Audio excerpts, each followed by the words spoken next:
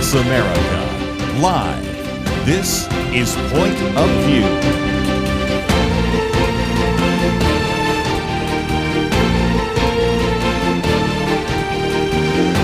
And now, Kerby Anderson. Thank you for joining me. It is the Monday edition of Point of View. Hope you had a great weekend and certainly a lot going on. But we're going to start this first hour pretty much focusing on the need for critical thinking and biblical thinking in a society and culture that sometimes looks like they've lost their mind. Extremist ideas. In about a half an hour, I'm going to have Victoria Churchill on. She has been writing about extremist politics and in particular, one particular candidate with some of the most bizarre things. And of course, we've mentioned in this program a few already, but we have one that is a doozy. Fortunately, did eventually lose in a runoff, but making statements that just are beyond the pale. And so we do kind of want to look at that issue for a while. Then, after we've kind of covered that for about an hour, next hour, we're going to be talking about this new film coming out called Young Washington. And I think you'll enjoy hearing from the writer. Of course, it's the early story of George Washington, just a very significant movie that has kind of a who's who of people that are in the film, and also just a great film to be coming out actually 4th of July weekend. So we will cover some of that and then cover a few other issues before this day is over. If you'd like to join us a little bit later, open up the phones. Of course, that's 1-800-351-1212. But I thought I'd start by kind of looking at it philosophically a little bit and then into specific details.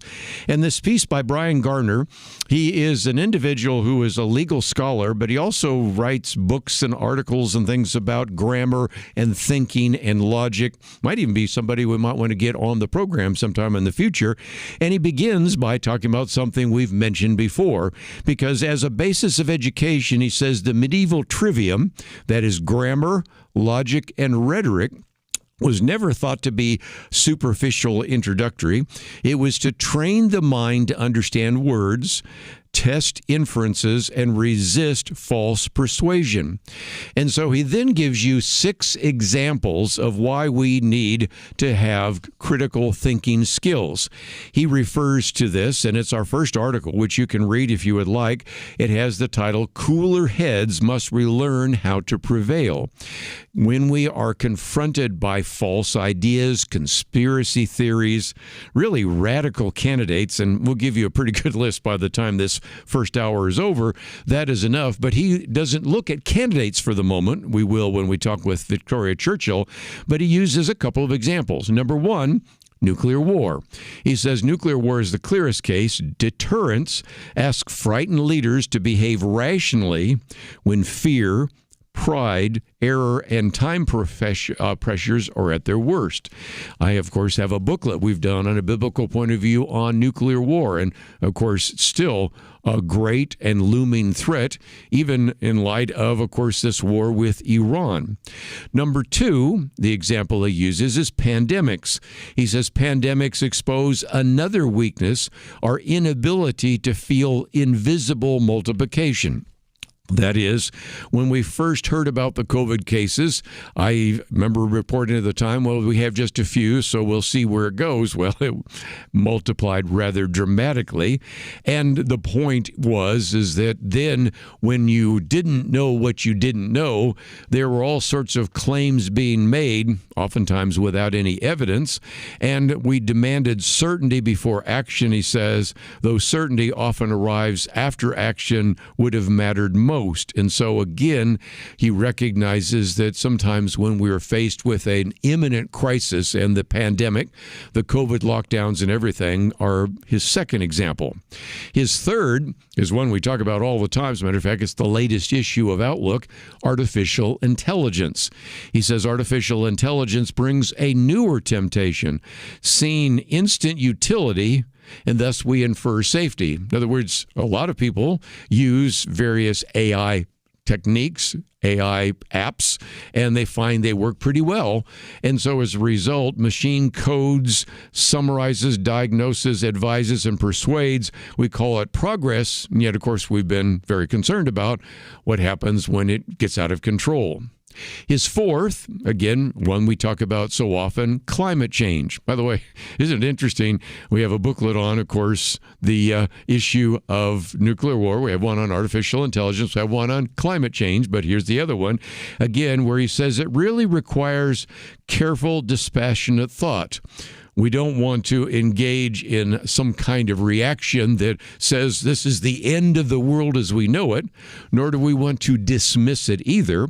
And then in the process also talks about, while we're even just looking at the ecosystem, he says sometimes bad reasoning often leads to denial and doomsaying. Ecological collapses is oftentimes quiet, which makes it treacherous. We notice prices, markets, and quarterly returns. We neglect the living systems that make those abstractions possible. And then the sixth one he mentions, which is one we talk about so often here on Point of View, misinformation and polarization, something we're going to talk about in just a few minutes with our guests at the bottom of the hour, because these are corrosive, because people are no longer asking, is this true? But does this help my side? In other words, we get into some of the tribal actions, and so we say, well, if it helps my side, my tribe, then I will accept it. If it doesn't, I will reject it. And he says, if nothing else, it's important to actually dig a little deeper, ask more fundamental questions about that. And so finally, he concludes by saying, look, these 6 dangers then don't merely challenge reason, they are enlarged by its failure. Nuclear war might arise from strategic vanity, pandemic spread through delayed compassion, unsafe AI advances through besotted inference, climate change is mishandled both by complacency and hysteria. Ecological collapse follows from false accounting, and misinformation spreads as a pernicious contagion. In each one of these, the mind isn't a spectator, it's part of the machinery. And so, if nothing else, he says these 6 dangers are the child, or the children, if you will, of defective reasoning. So at the end, he says, the answer isn't despair, nor is it blind faith in experts who can reason badly when fashion-funding ideology or ambition take command. The answer is disciplined humility. And if there's one thing that I hope that we will be for you, and we hopefully have a pretty good track record, is trying to be your trusted source for news and information. Lots of times we'll read things from individuals who I know I will disagree with, so that if nothing else, it can maybe check some of my bias, help me maybe hear some arguments that I'm not hearing from, quote, our side, and also really trying to check that kind of bias that almost all of us have. It's called confirmation bias. And so I hope that we will not only be your trusted source for news and information from a biblical point of view, but once again, might even bring Brian Gardner on and others to talk about the importance of critical thinking, evaluating things on the basis of their merit and seeing whether or not those arguments stand the test of scrutiny, time, and reason. And that's just one more reason why, as we get into, as we'll talk about at the bottom of the hour, some of the most bizarre candidates that have actually been able to win primaries and may be people that you need to know about in the general election. We'll take a break. One more comment before we get to all that, right after these important messages.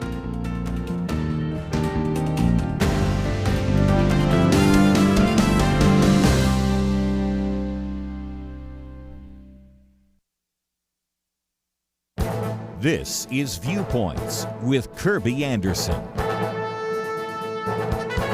Biblical archaeology seems to be going through a golden age of apologetics. One illustration is the fact that over the last 2 months, I've had the privilege of interviewing 3 authors on their newest books about archaeology. Dr. Paul Weaver was on my radio program to talk about his new book, Faith-Affirming Findings. It deals with 50 archaeological discoveries that validate the historicity and reliability of the Bible. Jericho is regarded as one of the oldest cities in the ancient world. The location of the site, as well as the archaeological details, affirm historical reliability of the Old Testament. The discovery of Solomon's fortified cities affirm the location described in the Bible, and the form of the gates indicate that they were designed and built by one king. Hezekiah's tunnel was discovered in the 19th century and testifies to the history recorded in 2 Kings and 2 Chronicles. Archaeologists theorize that it should point to the ancient Pool of Siloam. This pool was only discovered by accident in 2004. This confirms the Old Testament statements about it, but it also points to the miracle Jesus performed on the blind man who was able to wash his eyes in the Pool of Siloam. While we're talking about the New Testament, we have the synagogue in Capernaum, a limestone synagogue constructed on the first century basalt stone and the home of Peter. He also has a chapter on the Jesus boat, which was discovered in the mud and reconstructed. This first century fishing boat provides a glimpse of the type of boats described in all the Gospels. On my program, I praised him and his publisher for including so many color photographs. I'm sure that Bible colleges and seminaries will be using the book, but it is readable for the lay person. I'm Kerby Anderson, and that's my point of view.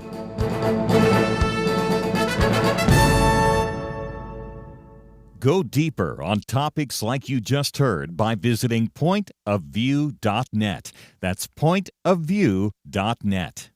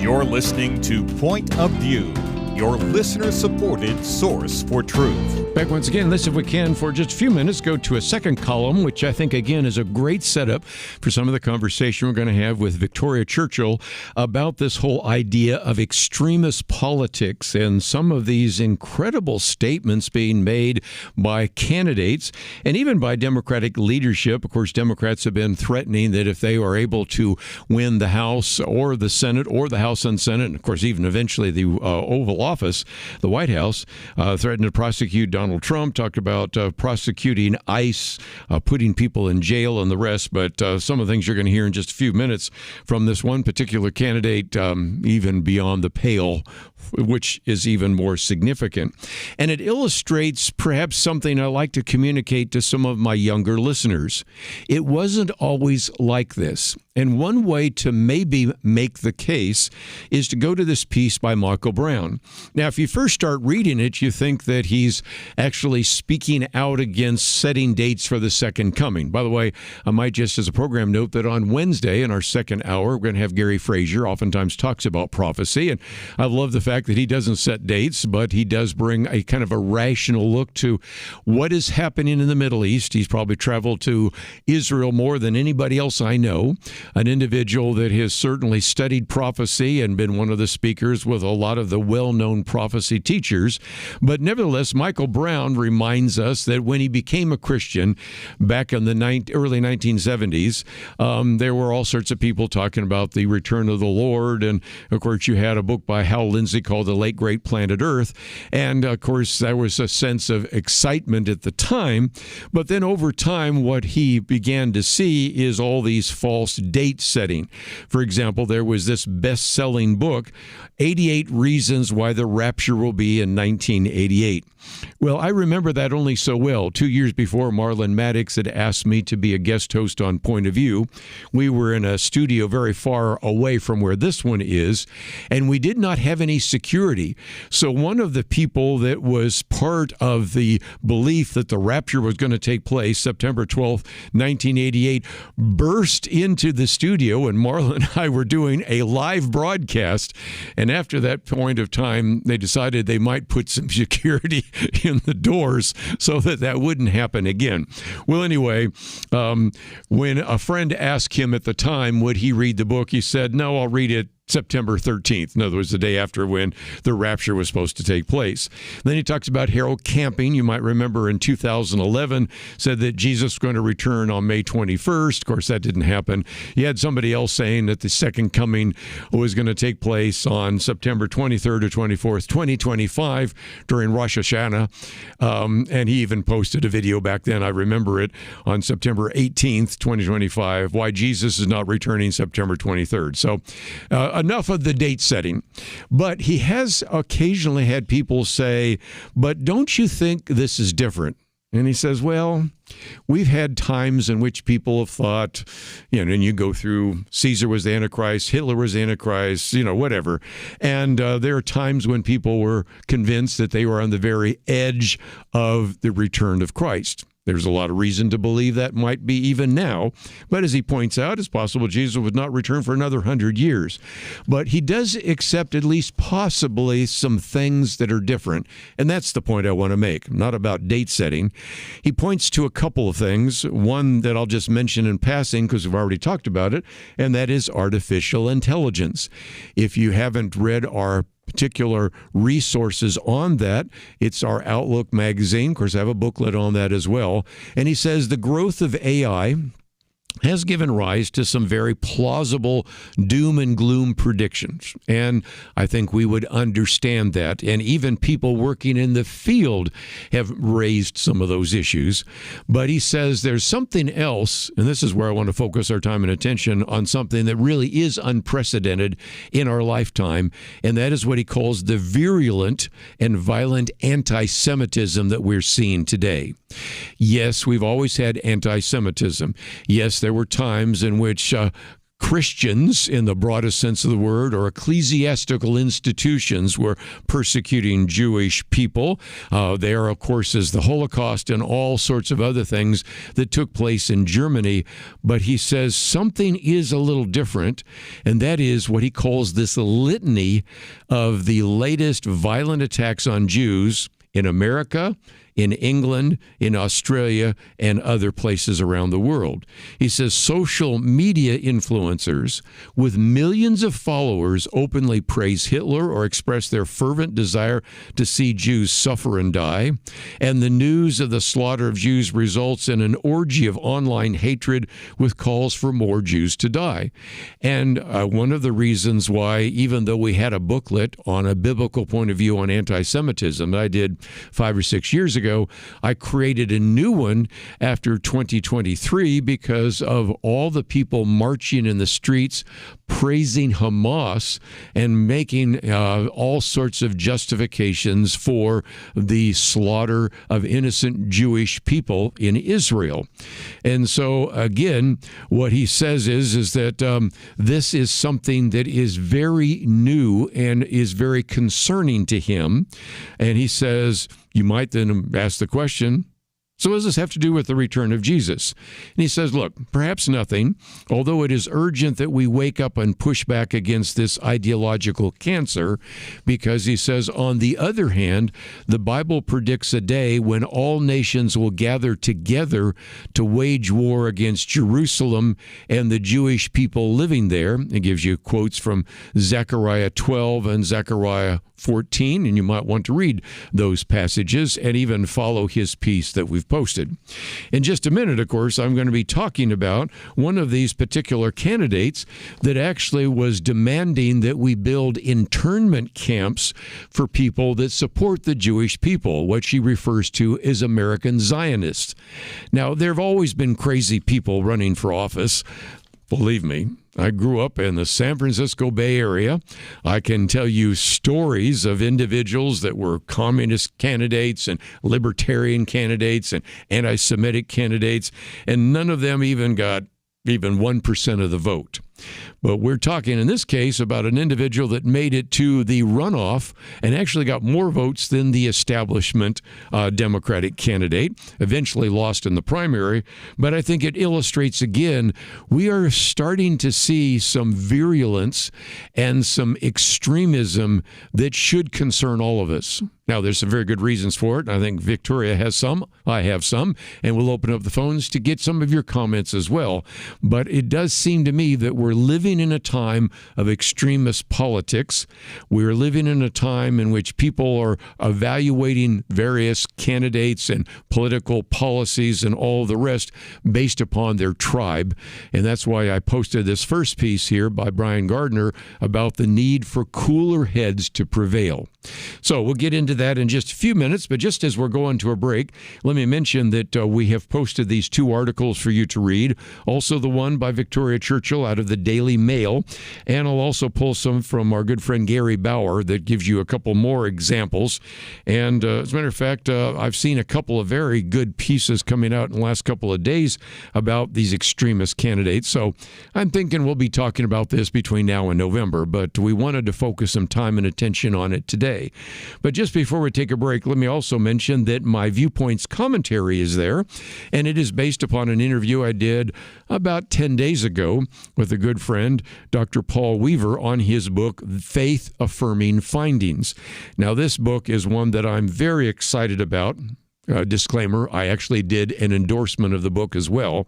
But the book actually has 50 archaeological discoveries that validate the historicity and reliability of the Bible.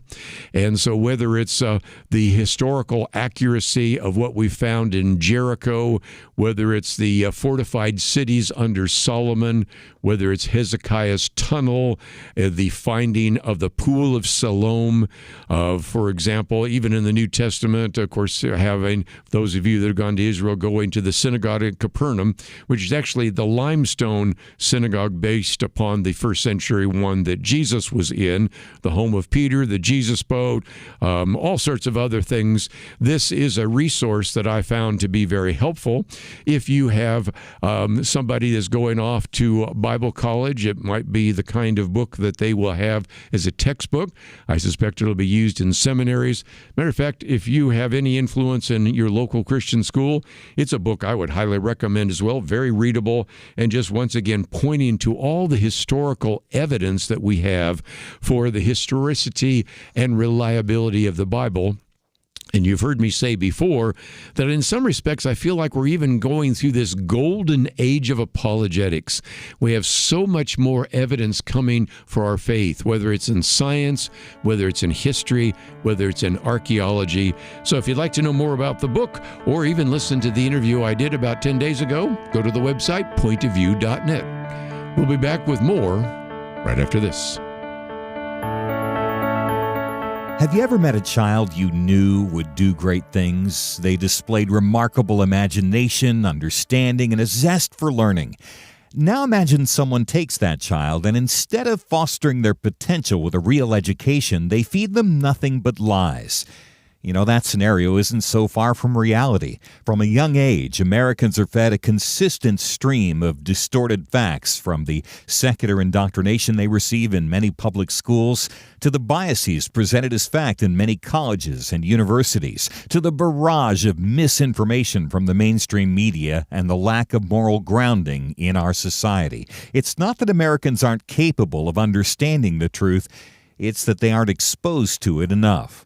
You can expose more Americans to the truth when you give to Point of View, where listeners receive facts, perspective, and biblical truth they don't get from society. As long as we have truth, we have hope. Give today at pointofview.net or call 1-800-347-5151. Pointofview.net and 1-800-347-5151. Point of View will continue after this.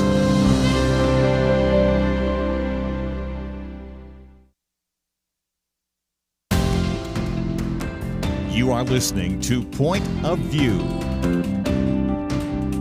The opinions expressed on Point of View do not necessarily reflect the views of the management or staff of this station. And now, here again is Kerby Anderson. Now we're going to talk about the subject of extremist politics. Of course, we've already talked about the need for cooler heads to prevail, having good critical thinking skills. We've also talked about the rise of anti-Semitism and many other examples. And we now come to a very good piece that was co-written by Victoria Churchill, who is a U.S. political reporter at the Daily Mail. You may have also seen her on things like Fox News and Newsmax and Sky News and CBN. Also, she's had some of her articles appear not only in the Daily Mail, but Washington Examiner, as well as Real Clear Politics. And Victoria, thank you for being with us today here on Point of View.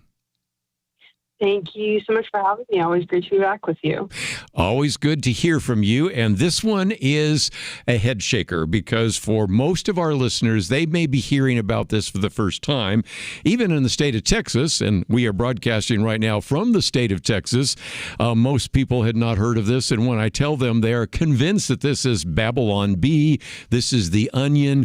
But tell us the story of an individual by the name of Maureen Galindo, who I've already mentioned made it to the runoff, but eventually lost in the runoff. But the fact that you made it there tells us everything about what seems to be happening right near in the American political system. But tell us more. Yeah, absolutely. So Galindo is somebody that I covered during her runoff in my work for the Daily Mail. We uncovered some very interesting things about her past. First off, she had she had a business that was marketed as a tarot kink business. And she really tried to cover that up by saying that she was a psychologist.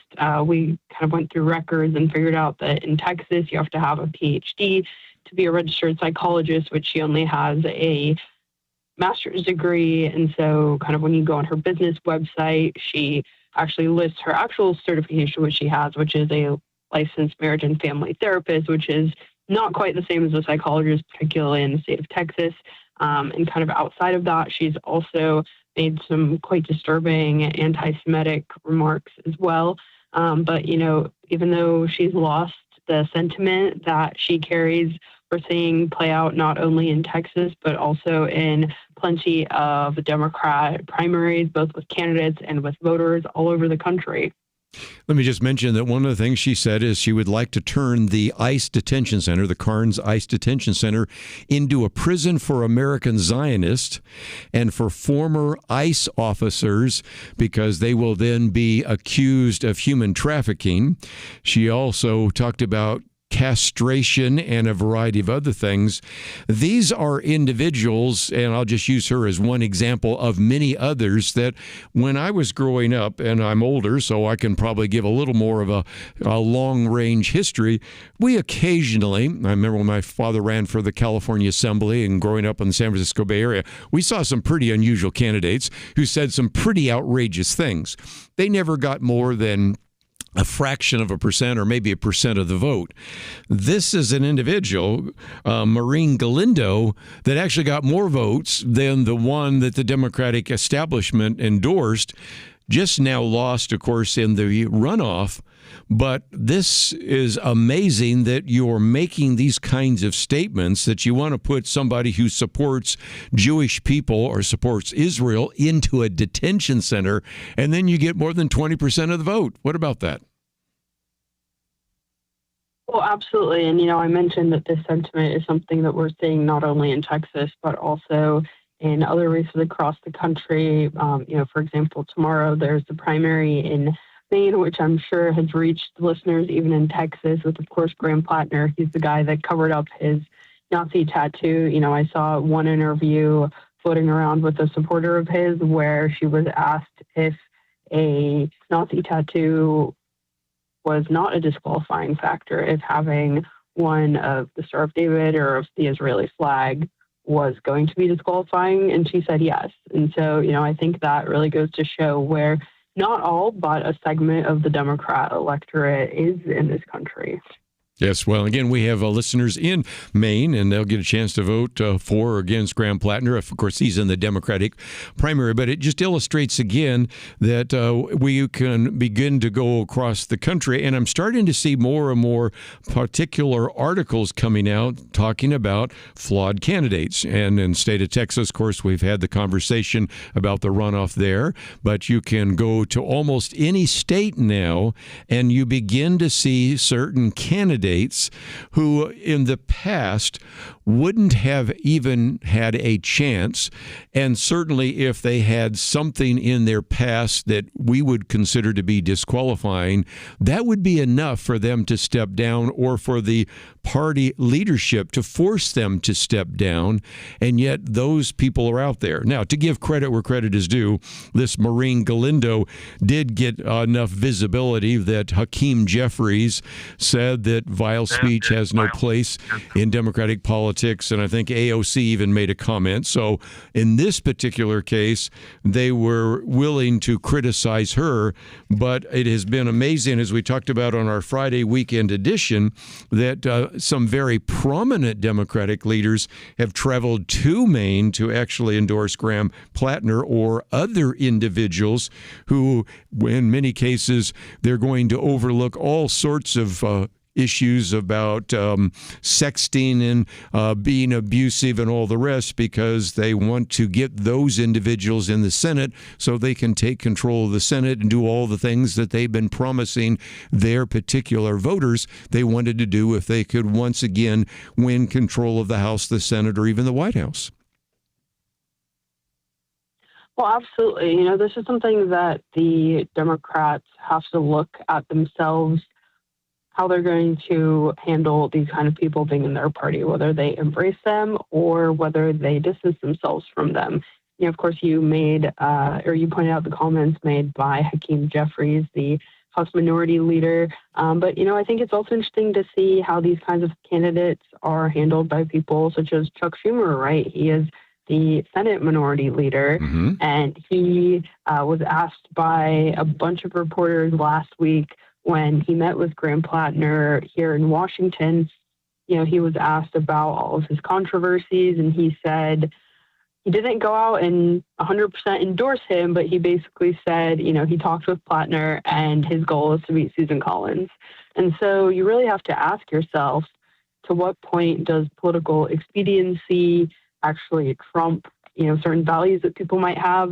And of course, I think a big part of the kicker here is that Schumer is actually Jewish himself, right? And so, he is willing to at least meet with and, somewhat defend, even if it's not a full-throated endorsement, Graham Plattner, who, of course, covered up that Nazi tattoo, who, now he's claimed that he didn't know it was a Nazi tattoo. There's other people have come out and said that he did know, and he knew that, he looked at it every single day for almost 20 years. I think 18 years was the amount of time that he had that tattoo before he covered it up when it became an issue in a political campaign.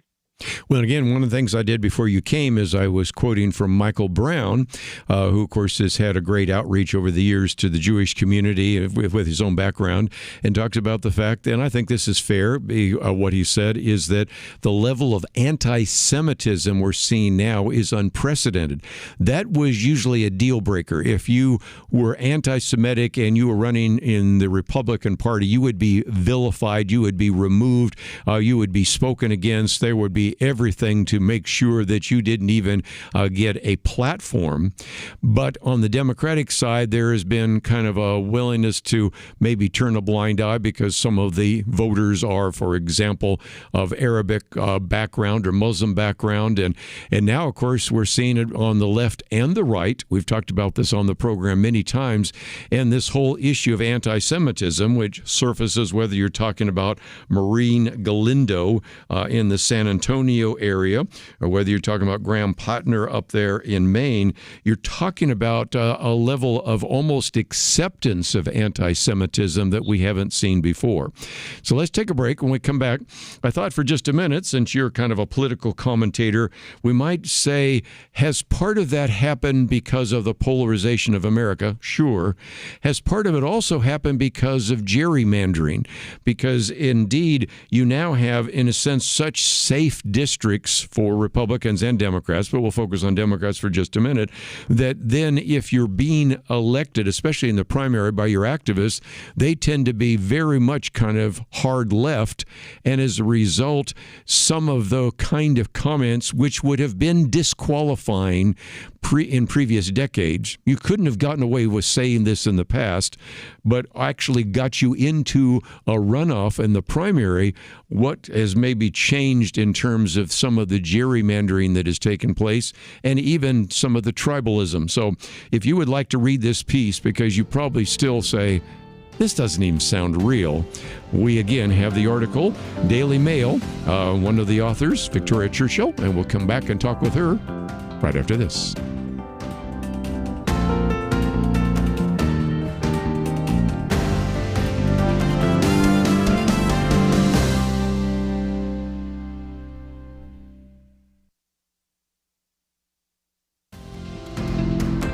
You're listening to Point of View, your listener-supported source for truth. If you'd like to join the conversation, 1-800-351-1212. Continuing our conversation with Victoria Churchill for a few more minutes. And just again, think about this. Maureen Galindo got 1 out of every 4 votes in the Democratic primary here, eventually lost in the runoff.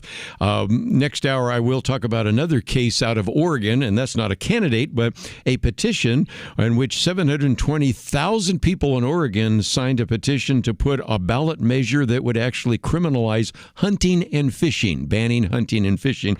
You only need 117,000, but look at this. Almost 750,000 people said, I think it'd be time to get rid of hunting and fishing in the state of Oregon. Again, don't think it's going to pass. But when you have at that level, Victoria, we're not talking about a few hundred people that are kind of bizarre, kind of periphery of society.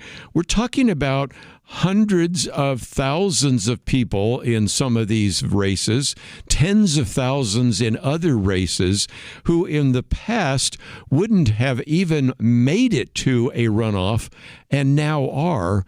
And it does seem to me that it shows a level of polarization. And of course, just a minute ago, maybe even with these gerrymandered districts, people are safe to say some things which before would have been disqualifying. Your thoughts?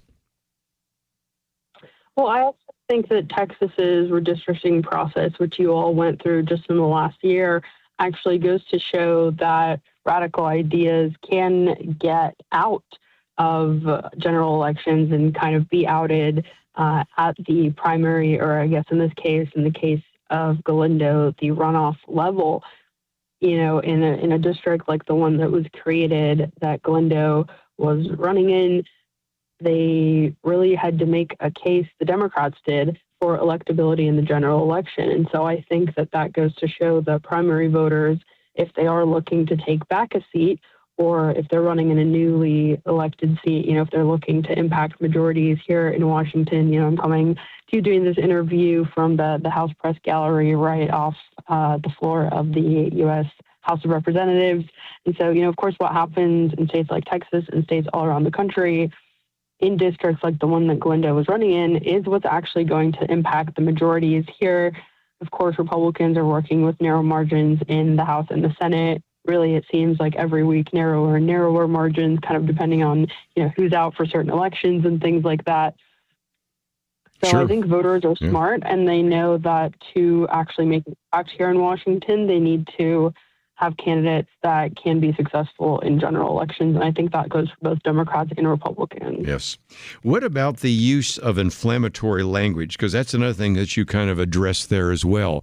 If you are in the midst of the pack and you want to get attention, certainly in social media, sometimes the most radical statements get made in part because then it attracts attention. And whether it was Jasmine Crockett or Alexandria Ocasio-Cortez, in this case, Maureen Galindo, whatever it might be, we sometimes seem to, Victoria, reward bad behavior, don't we? I think social media definitely does.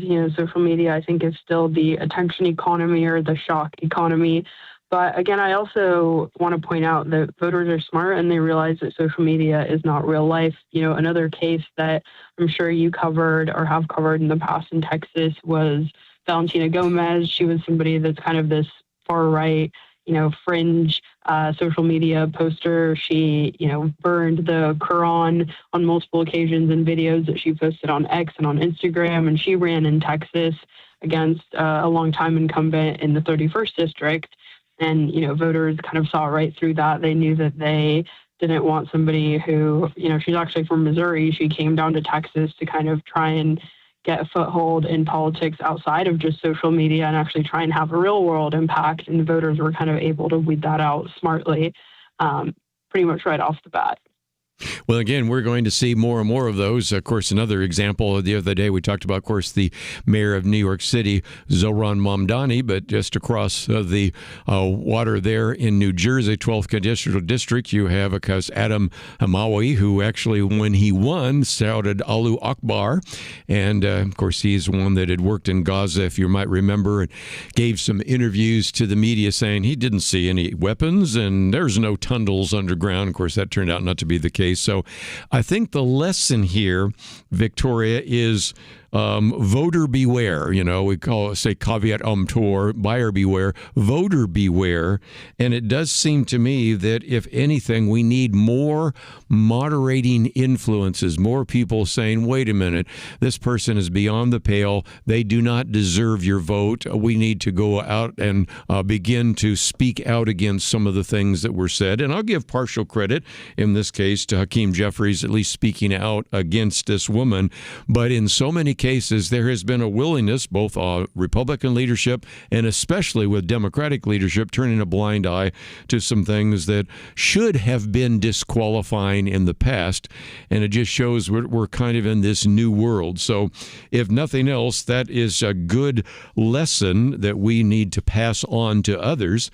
But just before we go, because we've been kind of following your career, what else is you working on? Because we'd love to have you back talking about some of the other things you've been noticing here in the political realm. Well, thank you so much for that. As I mentioned earlier today, I'm sitting just outside the floor of the House of Representatives up on Capitol Hill. But I think as the campaign season progresses, I'll be covering more of the hot button races all around the country. So at least for the next few months, that's what I see my focus being. And, I'll definitely be sure to keep you and your audience abreast of the latest developments that I find out both on the campaign trail and here in Washington. Well, again, if people want to find out more about you, of course, we have the article on extremist politics. We have a link to, of course, X and Facebook, and it's all available at the website pointofview.net. So thank you for being with us today here on Point of View. Thank you so much. I appreciate you having me. Hope to be back soon. We will do it again. Let me just mention real quickly that why is there such a push right now to try to win the House and to win the Senate? And our friend Gary Bauer put together the short list, and I'll just mention 6 things real quickly since we're coming to a break. Number 1, Democrats have been threatening to prosecute President Trump and anyone who worked in his administration.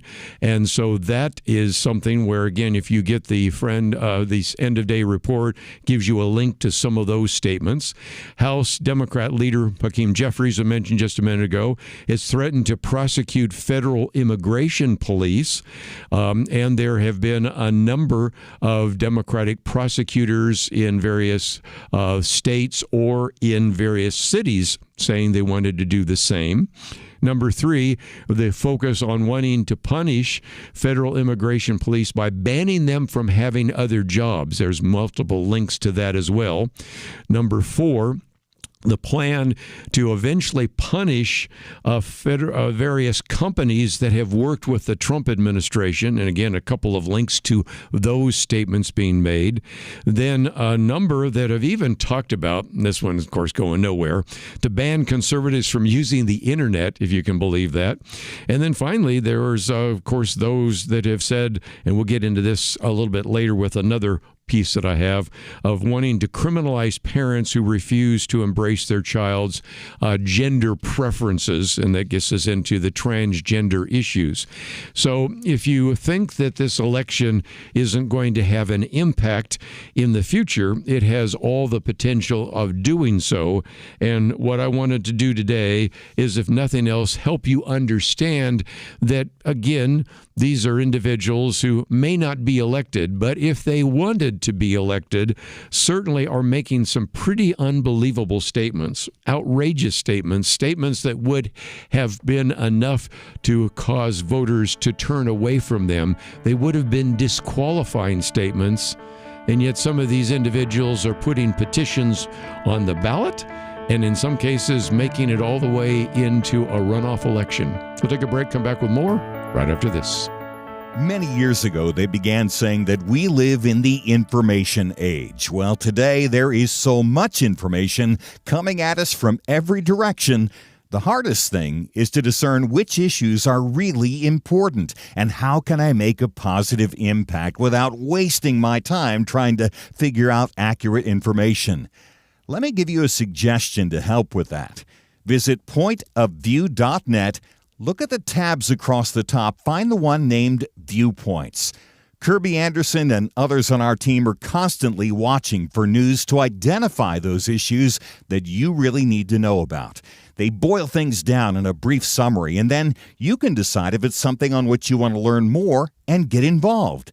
Again, when you go to pointofview.net, click on Viewpoints, you'll see exactly what I mean. You'll see the issues that we are covering right now.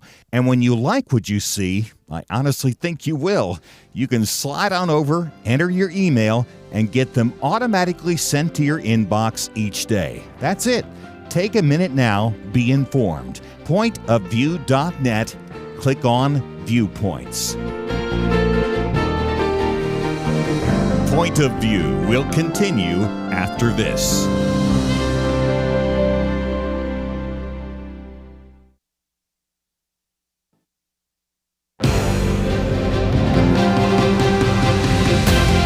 Across America, live, this is Point of View.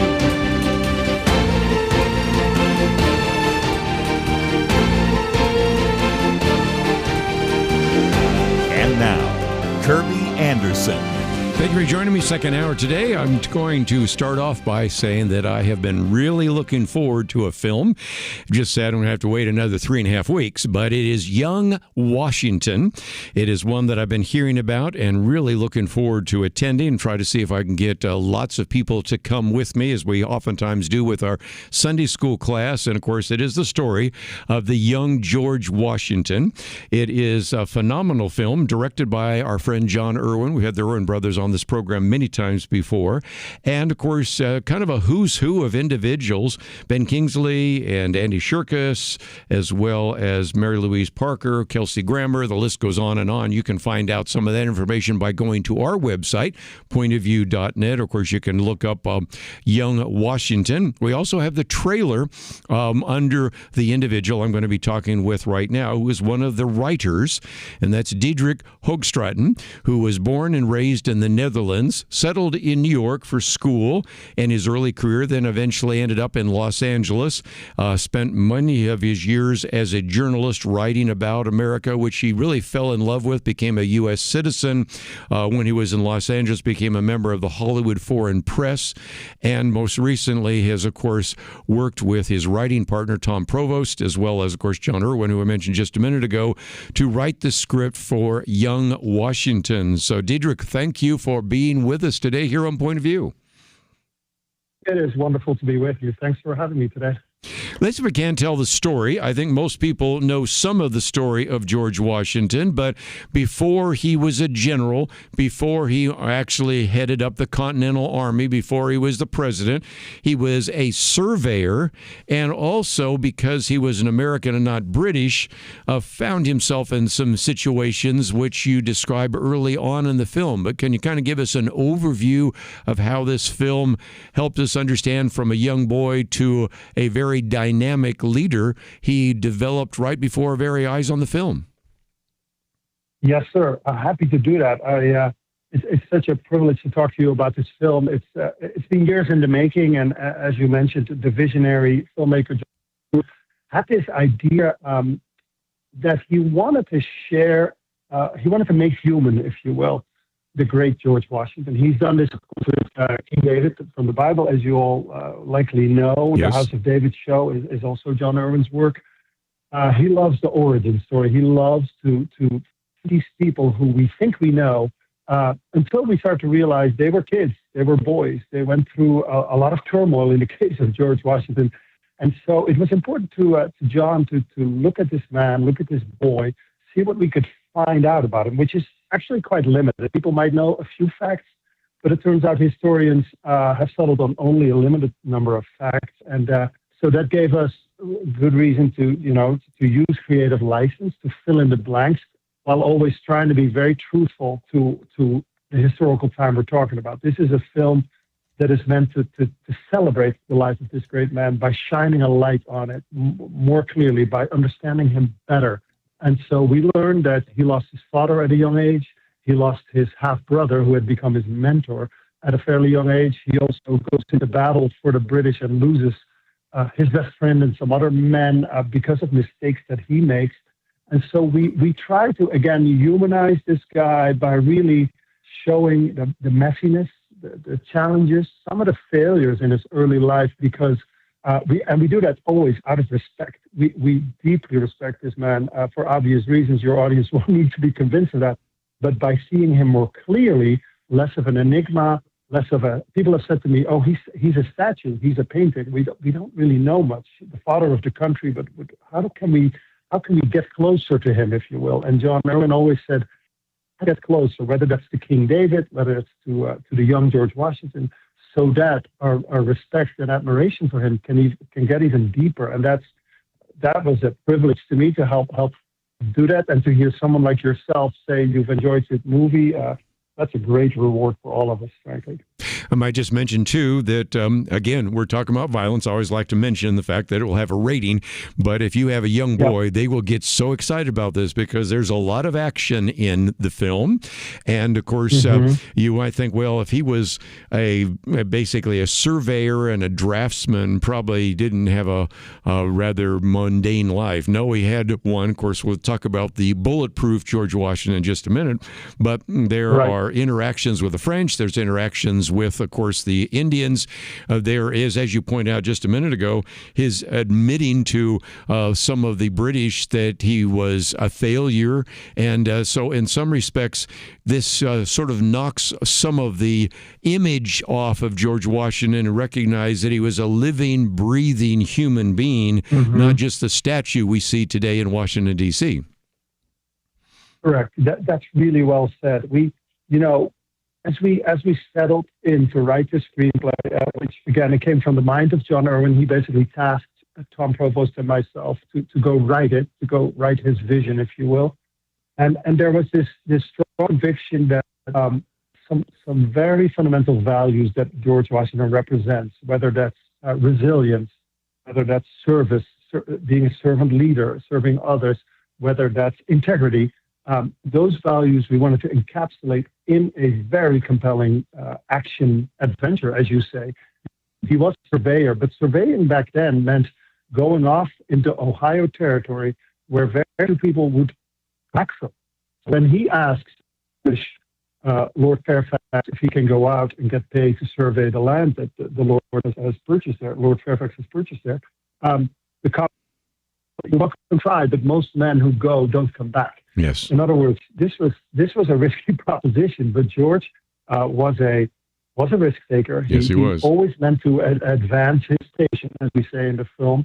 When very, the colonial America, of course, was a class system. Still, it was British, right? And so all he wanted to do was become sort of part of the British elite. But the British kept telling him, "You cannot. That's not how the world works." To which, at some point in the film, George says, "Then someone should remake it." And that line I think is essential because it really foreshadows, of course, what he's going to achieve later in his life. Right. You are not British. You're an American, and that means you're a second-class citizen. You don't come from nobility, and on and on. Exactly. We do need to take a break, but when I come back, I thought we'd focus on a few things, and one of those is you sometimes in history say, what if?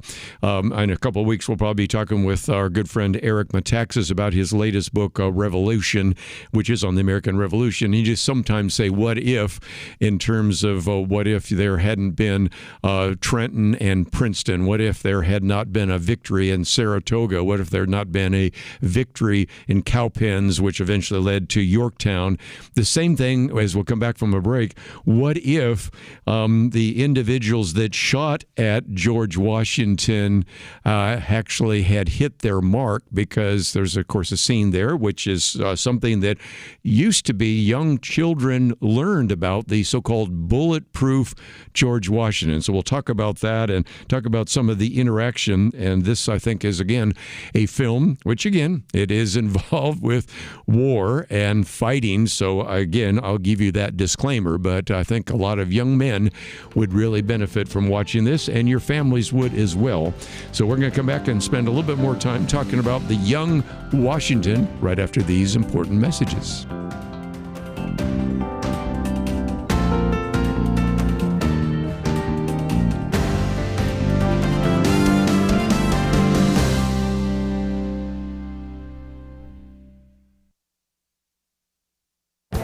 This is Viewpoints with Kerby Anderson. Biblical archaeology seems to be going through a golden age of apologetics. One illustration is the fact that over the last 2 months, I've had the privilege of interviewing 3 authors on their newest books about archaeology. Dr. Paul Weaver was on my radio program to talk about his new book, Faith-Affirming Findings. It deals with 50 archaeological discoveries that validate the historicity and reliability of the Bible. Jericho is regarded as one of the oldest cities in the ancient world. The location of the site, as well as the archaeological details, affirm historical reliability of the Old Testament. The discovery of Solomon's fortified cities affirm the location described in the Bible, and the form of the gates indicate that they were designed and built by one king. Hezekiah's tunnel was discovered in the 19th century and testifies to the history recorded in 2 Kings and 2 Chronicles. Archaeologists theorize that it should point to the ancient pool of Siloam. This pool was only discovered by accident in 2004. This confirms the Old Testament statements about it, but it also points to the miracle Jesus performed on the blind man who was able to wash his eyes in the pool of Siloam. While we're talking about the New Testament, we have the synagogue in Capernaum, a limestone synagogue constructed on the 1st century basalt stone and the home of Peter. He also has a chapter on the Jesus boat, which was discovered in the mud and reconstructed. This 1st century fishing boat provides a glimpse of the type of boats described in all the Gospels. On my program, I praised him and his publisher for including so many color photographs. I'm sure that Bible colleges and seminaries will be using the book, but it is readable for the lay person. I'm Kerby Anderson, and that's my point of view.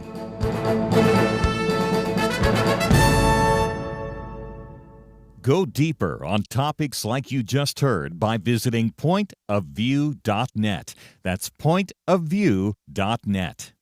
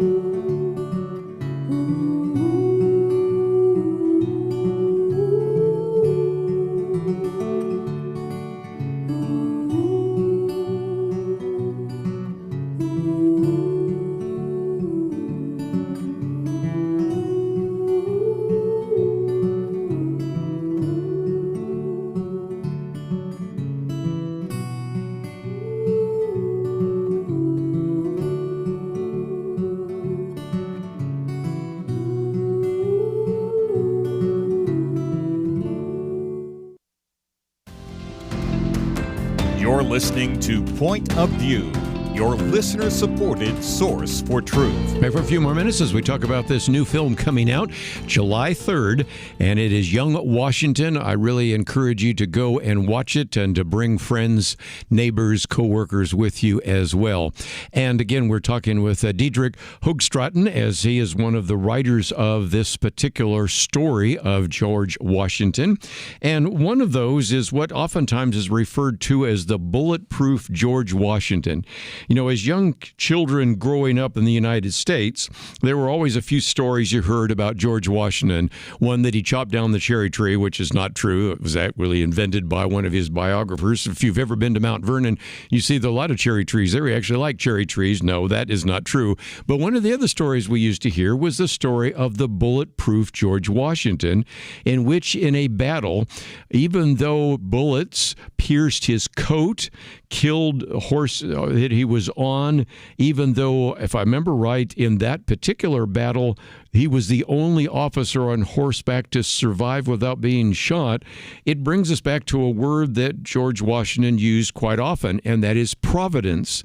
And so just as you mentioned a minute ago, Diederik, about this idea of resilience, you also, in a sense, get some of the story of providence, don't you? Because of the fact that he even survived to eventually become the commander of the Continental Army. Absolutely, well said. Providence, destiny is another word that comes to mind. When we wrote this and started to really dive into the numerous biographies that talk about his early years, we learned, two what-if scenarios, if you will. The first, if I can backtrack for a second, is when he was young, George desperately wanted to go to England. He wanted to be educated there. He wanted to become British. He wanted to be a gentleman in London. And I've often thought, what if his mother and his older brother had let him go? What if they had set him free, if you will, to go to England? I believe he probably would have stayed there, and the rest of history, of world history, would have been quite different without Washington. Now, that's especially true when we get to the battle scenes that you're talking about. It is very clear from the research that all of this happened, that the bullet holes in his hat, in his jacket, the horses that were shot from underneath him, that all happened. Washington writes about it, and those letters have been preserved. And we try to really portray in vivid detail how that could have happened and how that might have happened and what that could have meant. And one scene that I want to point out, I encourage everyone, of course, to go see the movie, especially because at some point we have a Native American chief, and this is all true, address Washington and say, "What is your name? I need to remember this name," because he said, "My men, 3 of men shot at you at close range," which we will show in the movie, and they missed, and they never missed. And so this Native American chief says, "Destiny has a plan for you. There is a purpose to your life. You are under the protection of a divine hand." And it's to me a very powerful sentiment that is expressed by his nemesis, by this Indian chief, who has won deep respect for Washington as a commander and as a soldier, and who voices something that we might all feel, especially we as Christians, right? That there is a sense of very clear divine protection, a sense of destiny, not just to the life of George Washington, but then to the origin of the country and the history that we all live in. So I loved writing those scenes along with Tom and John Irwin, because that's the deeper layer of meaning that we're trying to convey here by shining a light on the early life of young Washington. You know, when he did talk about providence later on, he talked about divine providence in terms of losing the Battle of Long Island and then escaping by boat in the fog across East River and many other examples. And later, when he was the president, calling for a national day of prayer and repentance and thanksgiving and those kinds of things, pointed back to that. But one of those that you do see here is the what is so-called bulletproof George Washington. One other one I thought I'd bring out, and it's not big in the film, but it's something that's worth mentioning.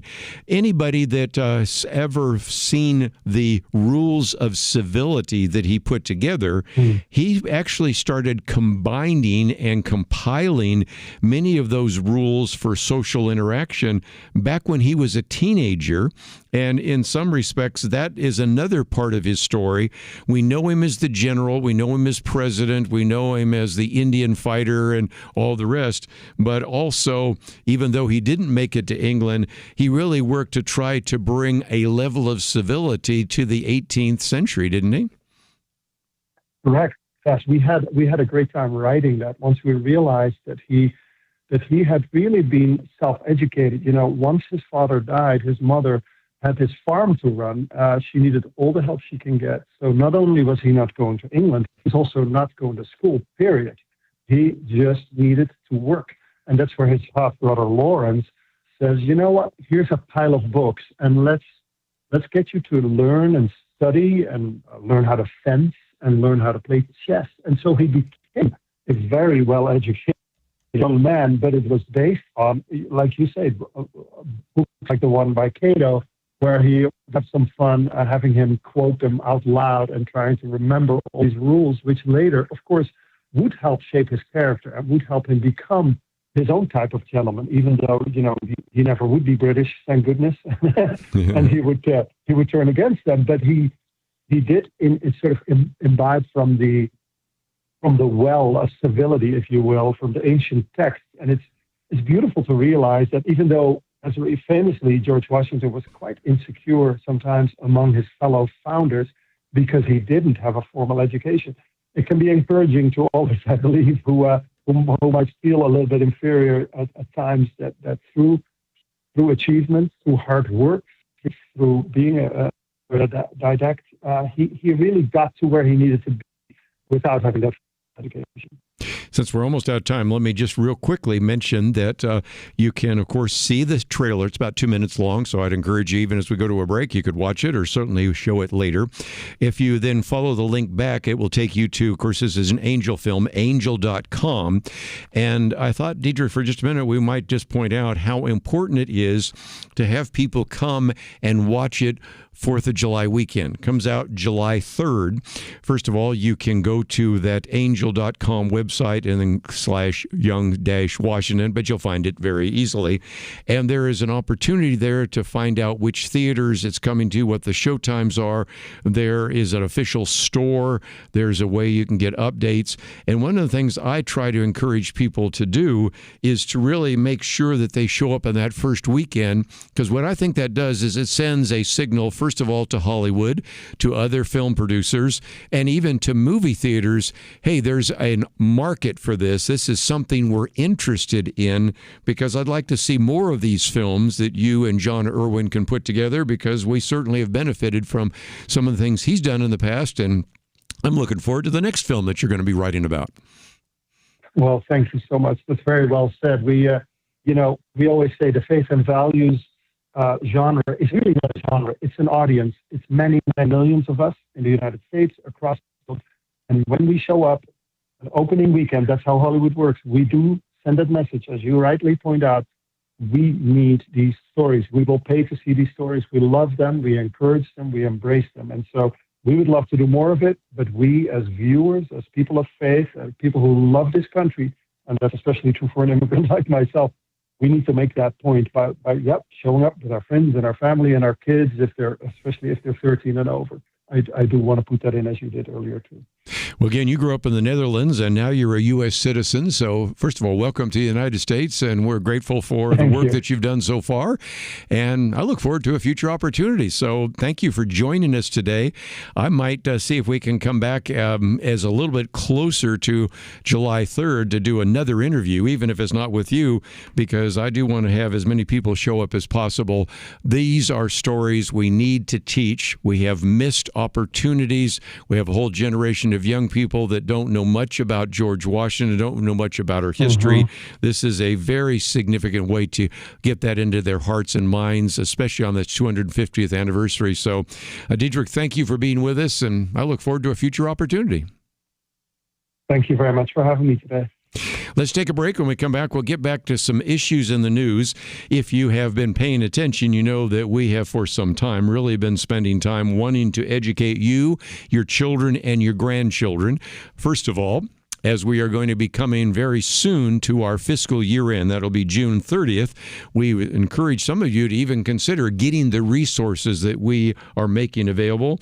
Matter of fact, our latest issue that will be coming out very shortly in July, Understanding America's Christian Heritage. I'll hold up the Outlook magazine there, and that's one of the benefits of actually supporting us on a regular basis.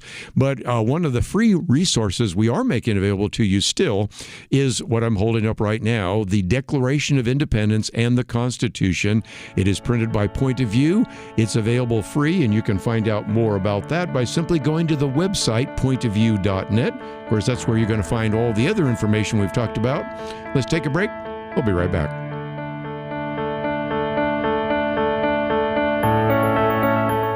It was not that long ago that censorship appeared to be almost inevitable. Free speech was being attacked and strangled in many places, and some of us wondered if this was the end.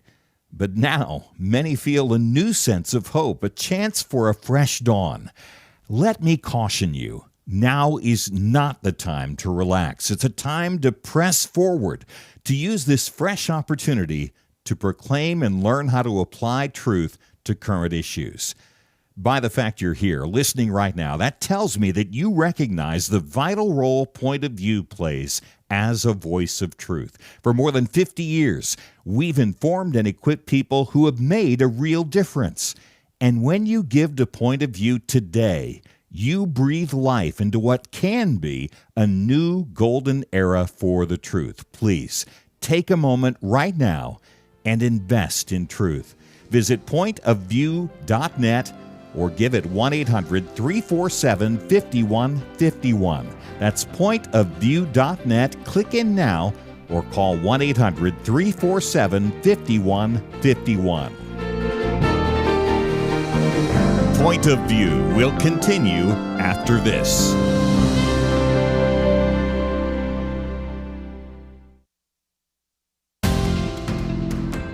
You are listening to Point of View. The opinions expressed on Point of View do not necessarily reflect the views of the management or staff of this station. And now, here again, is Kerby Anderson. Back once again, let me just as a program note, just mention what's coming down over the next couple of days. Tomorrow we have Casey Luskin with us, and interesting enough, Liberty McCarter is going to be interviewing him because he's written a very good piece that even if we did find aliens, it would disprove evolution, which is kind of interesting. Leave it to Casey Luskin, who's been with us before, both in studio and by phone, to not only take the alien phenomenon right now, because, of course, Disclosure Day is another film coming out soon, but to also tie it into intelligent design. So it should be a fascinating conversation. On Wednesday, I'm going to be talking first with Matthew Sorens about immigration, those who come here legally and those seeking refuge, especially those who are seeking asylum legitimately. And so we'll be talking about that. Second hour, as I've already mentioned, we're going to have in studio with us Gary Frazier and all the questions you might have about prophecy or the Middle East, open forum for you to ask questions, make comments, and we're looking forward to that. Our good friend Bunny Pounds will be in studio with us, I believe, as we talk about her latest book. Of course, she was the one that had the read through the Bible at the Museum of the Bible, and of course has written some other things about Christian political activity. So, and of course, then we finish off with Jeff Mateer and Liberty McCarter on our roundtable on Friday. So that gives you a pretty good idea.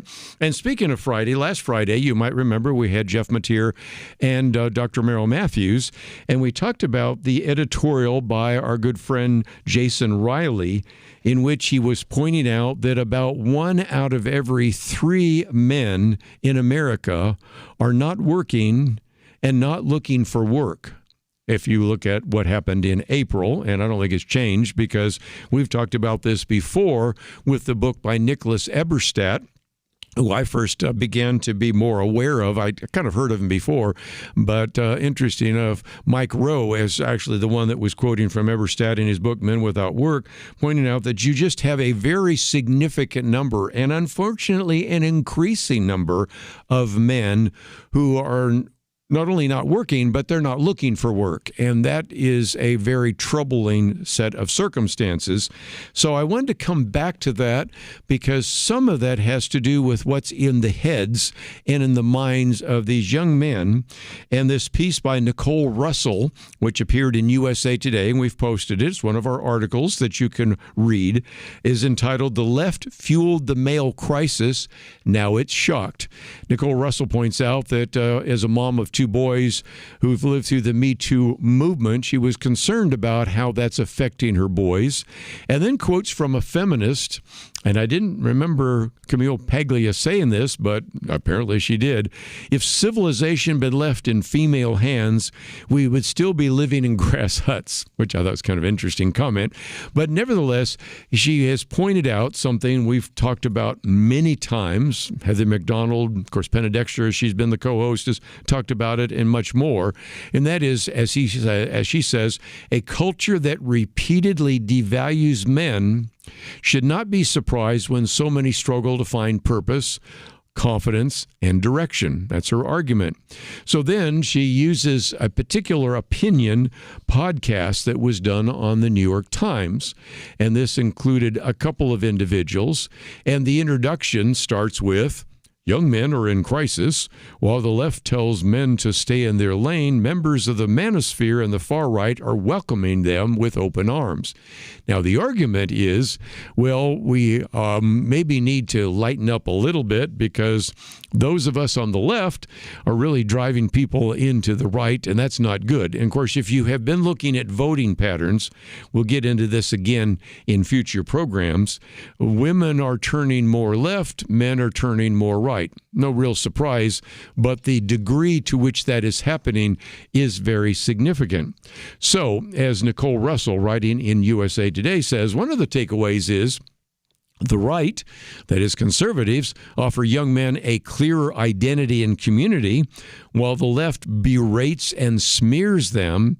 And that is, in some respects, become, if you will, their safe space. She's having a little fun with the idea of safe spaces and all that.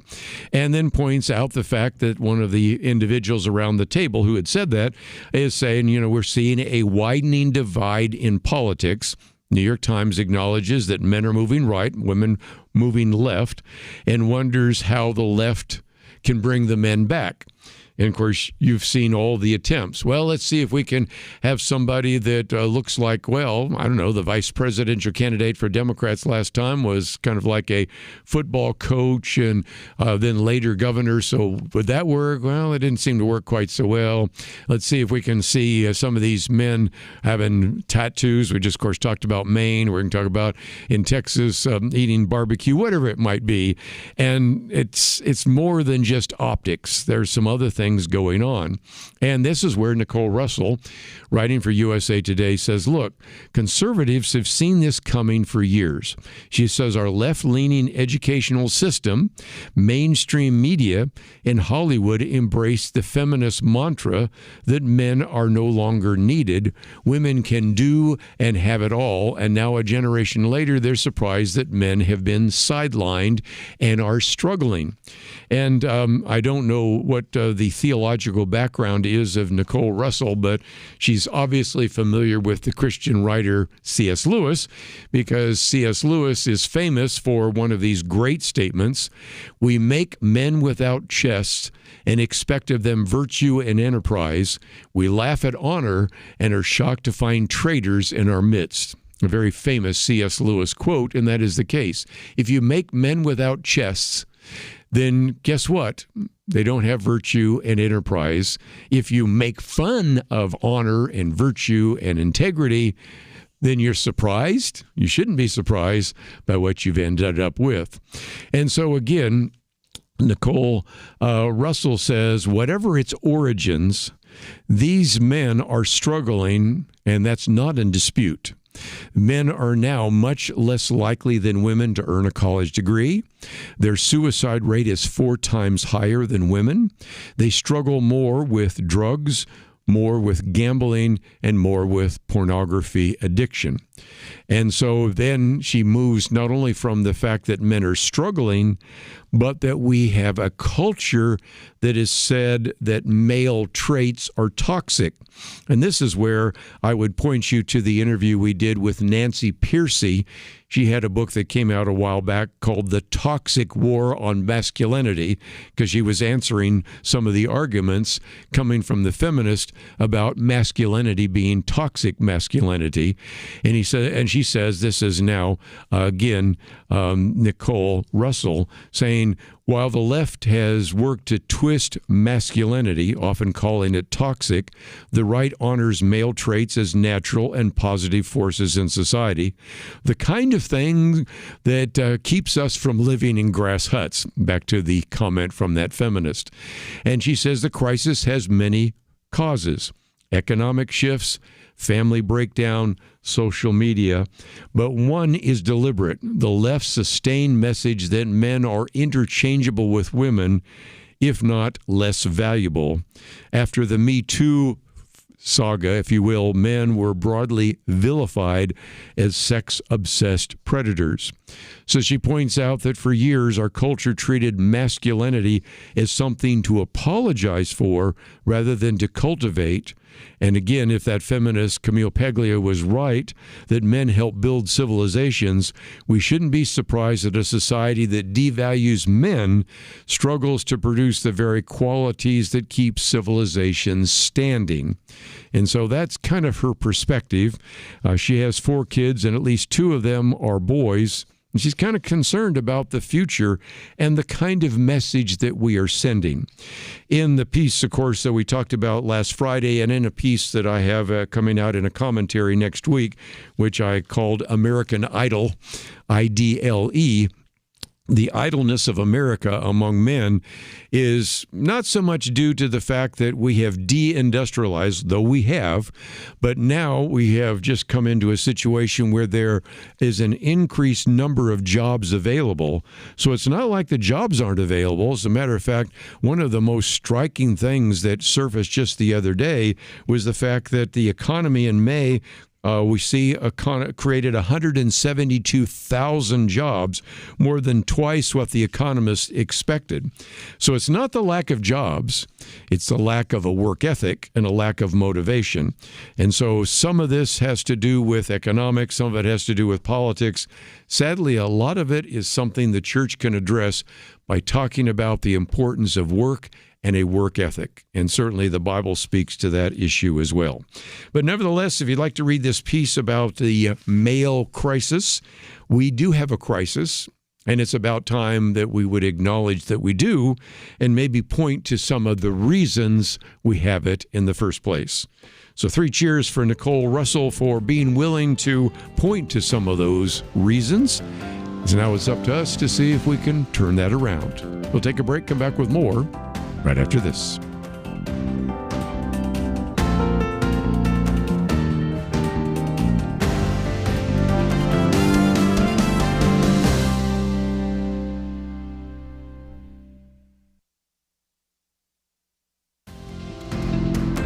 You're listening to Point of View, your listener-supported source for truth. As we're winding down the program today, I thought I would point to one other place where you maybe shake your heads and say, is this really true? And I first heard about this from our friend Nathan Sheets. He now goes by Nate Sheets, and he is a Christian that's been on the program talking about evangelism and church planting and everything. And yet he also has been very significant in the agricultural field, so has run and won his primary to be the agricultural commissioner of the state of Texas. And he posted something the other day saying they're trying to ban hunting and fishing in Oregon. And I go, I can't believe that. But I also have respect for him. And you know as well as I that sometimes we talk about some things here on the program. You have to say, are we sure of that?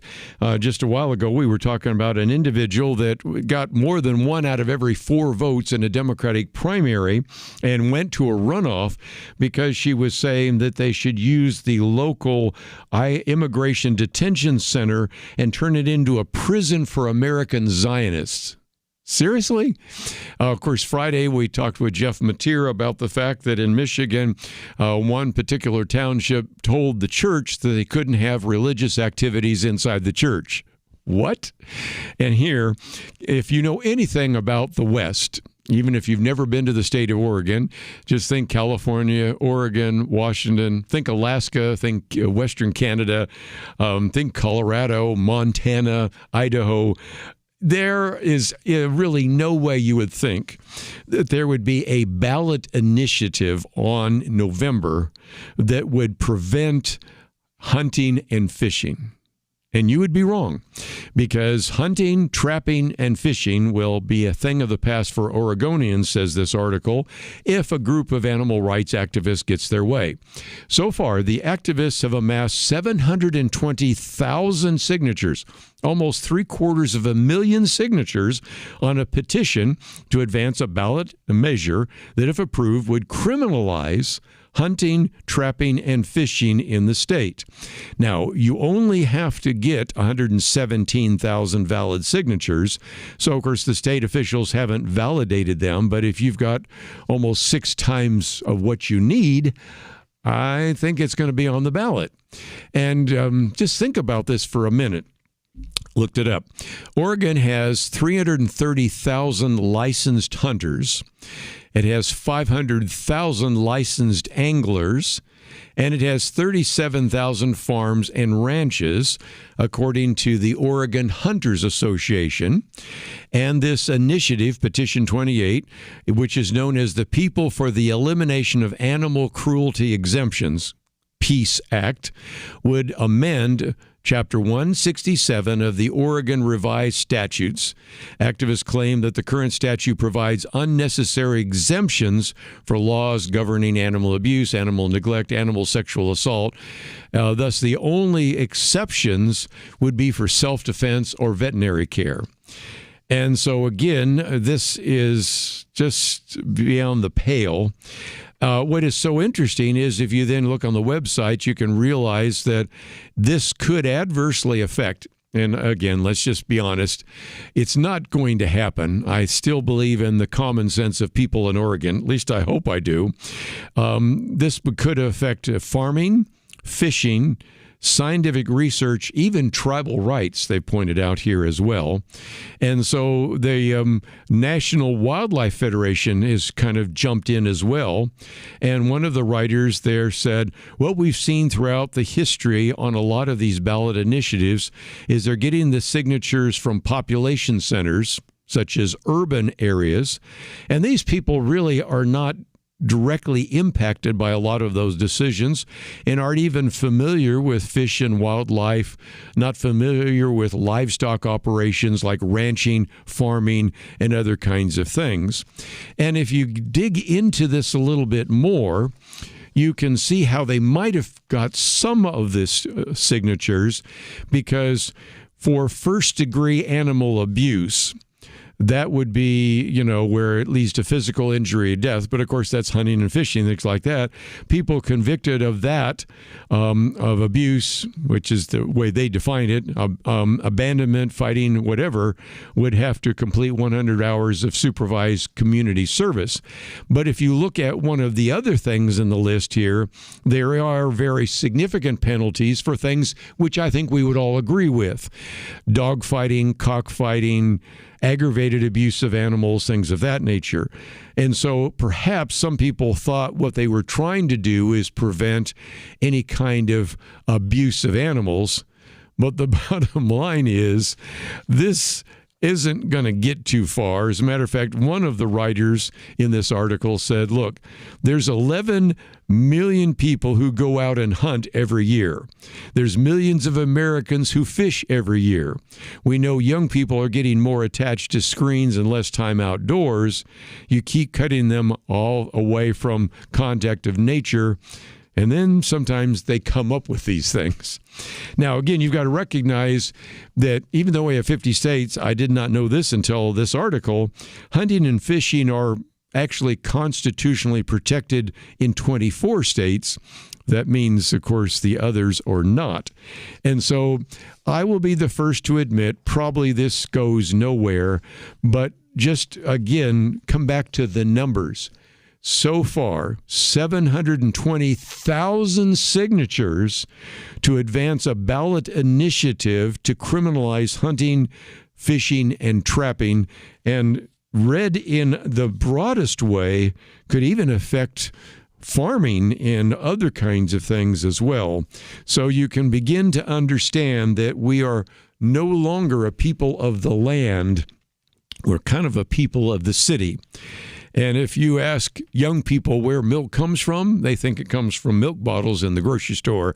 And I think we need to get some people off the screens, out of the house, touching grass, going to maybe farms, going to the communities, going into the rural area, because, again, to make the case that I made in the first hour with Victoria Churchill, we are seeing some pretty crazy things showing up in terms of the kinds of things being said by politicians and candidates, things ending up as ballot initiatives. And it is just, I think, incumbent upon us, back to the very first article I posted by Brian Gardner, we need some kind of critical thinking skills. We need cooler heads. And we need to begin to think biblically about each one of these very important issues. So I hope as we're winding down for today, you might find yourself looking at a few of these articles, passing them on to some of your friends with maybe the statement, "You won't believe what we found today and heard on Point of View." Maybe they'll start listening to us, and maybe we can begin to educate a nation in some of these very important issues. Just before we end today, let me mention again that we are making available this free booklet. It's the Declaration of Independence and the Constitution. It's one of the many ways we want to say we want to congratulate America for 250 years. We want to educate America to understand what our rights are and how to stand for those and how to actually have a functioning republic.